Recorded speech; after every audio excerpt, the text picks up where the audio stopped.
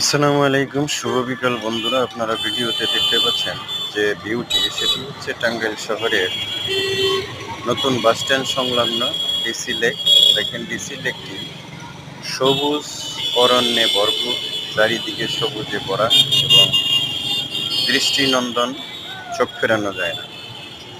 এবং পুকুরের অনেক রাইডস বাচ্চা এবং বড়রা মিলে বেড়াচ্ছে।